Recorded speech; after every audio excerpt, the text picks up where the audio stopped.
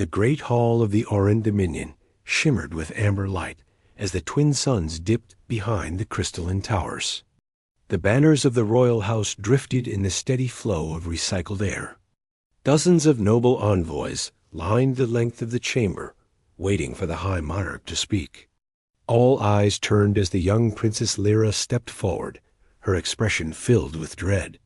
Her hands trembled slightly as the guards announced the newest development in the conflict that threatened their world. She looked toward her father, the High Monarch Rowan, who stood firm on the dais. His voice carried the weight of a long and troubled reign. He spoke of reports from the frontier. The coalition, led by several rival alien empires, had begun to push deeper into Oran territory. Their fleets were large and well armed. Their commanders were ruthless. The Dominion had struggled to maintain control. That was why the monarch had decided to hire external help. And that help was human. The moment Rowan said the word human, the hall erupted with murmurs. Many had heard stories of humans. They were newcomers to the galactic sphere. They were not known for advanced fleets or ancient lineage. Yet every rumor pointed to their astonishing adaptability. Others whispered of their refusal to back down. A few believed they possessed an uncanny ability to defy odds that crushed other species. Princess Lira looked horrified. She hurried to her father and bowed her head. Her voice echoed across the hall as she cried out that she feared one human in particular. She had seen a message recording featuring him. He fought like a force no one could predict. He charged into battle with no sign of hesitation. He faced creatures twice his size and overcame them with sheer will. The way he moved unsettled her. The way he looked at danger reminded her of a storm that refused to die down. His name was Reed. The nobles exchanged uneasy glances. Some whispered that the princess was too young to understand war. Others wondered if her fear meant humans truly possessed something the Dominion had yet to grasp. High Monarch Rowan placed a steady hand on her shoulder. He told her that Reed had been recommended by several frontier commanders. He assured her that humans were allies now. The Dominion needed someone who could stand between their people and the looming threat.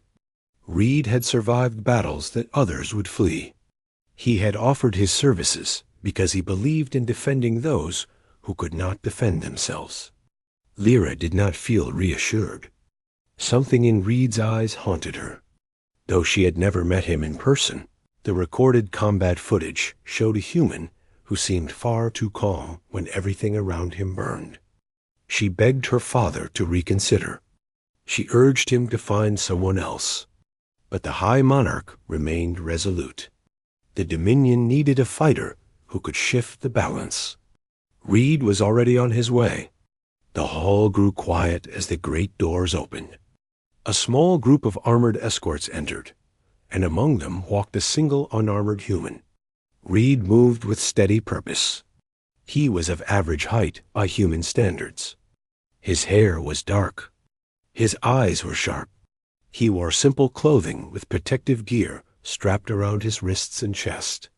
He looked neither violent nor arrogant. Instead, he carried himself with a calm confidence that unsettled those who watched him. Reed approached the monarch with a respectful bow. He spoke plainly and without ceremony. He promised to defend the Dominion with everything he had. His voice was firm and steady. The monarch welcomed him and introduced him to the assembled council. That was when Princess Lira stepped back, unable to stand close to him. He noticed the fear in her posture, but remained silent. Reed's reputation had grown across several systems after he stopped a dangerous warlord on a remote mining colony. Unlike many mercenaries, he accepted only missions where civilians were at risk. He fought with creative tactics and refused to retreat. His approach earned him both admiration and alarm. Some believed he was driven by a sense of duty. Others claimed he witnessed something in his past that hardened his resolve. The council briefed Reed on the coalition forces gathering near the Kellner Passage. Their fleet sought to use the narrow star route to flank the Dominion. If they seized the passage, they could cut through several inhabited sectors. Reed listened carefully. He asked precise questions about terrain, enemy formations, and civilian regions. He did not boast. He did not express fear. He simply prepared. Princess Lira watched him with conflicted emotions. She saw no malice in him, yet she sensed a dangerous intensity in the way he processed every detail. She approached after the meeting. Her hands shook slightly as she asked him why he fought this way. Reed answered that people needed someone who did not give up. He said he could not bear the thought of innocent lives lost because he hesitated. He spoke without rage or pride. He spoke as though he were discussing a responsibility rather than an act of glory.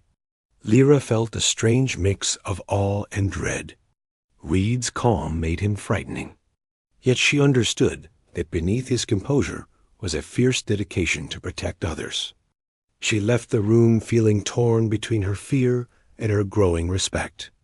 The next day, the Dominion fleet gathered near the edge of the Kellner Passage. Reed accompanied a strike team aboard a compact starship designed for quick maneuvers. The ship carried defense shields and projectile cannons. Its crew consisted of skilled Orin pilots who doubted Reed at first. They questioned his lack of armor and his simple equipment. Reed assured them that he worked best with mobility and improvisation. The pilots exchanged uneasy looks but followed orders. As the strike group advanced, enemy vessels emerged from the shadows of a nearby asteroid belt. The Coalition fleet moved with precise formation. Their ships glowed in hues of crimson and cobalt. They unleashed a barrage of plasma fire toward the Dominion forces. The battle erupted across the starfield. Dominion ships struggled to hold position. Reed watched the patterns of enemy fire and noted their synchronized timing. Reed ordered the pilot to change direction. He instructed them to accelerate toward the nearest asteroid cluster. The crew questioned the maneuver, but obeyed. Reed used bursts of propulsion to slip between rotating fragments. Enemy fire missed them as the asteroids shielded their path. Reed directed them to a ledge of rock where they could monitor the Coalition's advance. He noticed that the enemy ships relied heavily on a command vessel located behind the main formation. Reed outlined a plan. They would draw the enemy toward them by using controlled debris blasts. Then they would slip behind their formation through the hollow pockets of the asteroid belt. Once inside, they would target the command vessel's exposed underside where shields were weaker. The Orin crew hesitated. The plan was bold. It required extreme precision. Reed reminded them that if they failed to disrupt the formation, the Dominion's defensive line would collapse. They chose to trust him. The team launched timed charges along the asteroid surface. Explosions scattered fragments that forced enemy ships to alter course. The confusion opened a gap in their formation. Reed directed the pilot through the opening. The ship twisted and accelerated between surges of enemy fire. The crew felt fear and exhilaration. Reed remained composed, calling out adjustments and predicting enemy responses. They reached the command vessel. Reed disembarked through an airlock with magnetic pads on his boots. He moved across the hull with swift motions. Enemy drones deployed to intercept him. Reed used a compact pulse device to disrupt their sensors. Then he disabled key conduits, feeding power to the shield emitters. His movements were efficient. He did not hesitate. He did not falter. With the shield weakened, the strike ship fired directly into the exposed hull. The command vessel shook. Fires erupted along its sides. Without the central guidance system, the entire fleet began to lose synchronization. Dominion forces surged forward and pushed the enemy back. The Coalition ships retreated toward the outer edge of the passage. The Dominion hailed the battlefield as a victory. When Reed returned, the crew regarded him with newfound respect. They admired his courage and precision. Word of his success traveled quickly back to the capital. Princess Lira received the reports with astonishment. She still felt uneasy about him, but she could no longer deny that he had saved countless lives. Her fear softened into something more complex. She wanted to understand what drove him. Reed returned to the palace for a debriefing. Lira approached him once more, this time without hesitation. She asked him how he remained calm in such dire moments. Reed explained that he focused on what he could control. He said that fear was natural, but when people were counting on him, he placed that fear aside and acted. Lira realized that it was not recklessness that made him terrifying.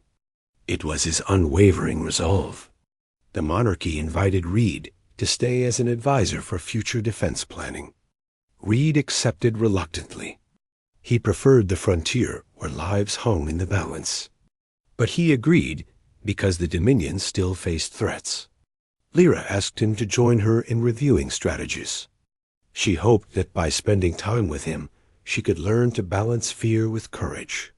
Days passed as they worked together. Reed helped strengthen training protocols and civilian evacuation plans.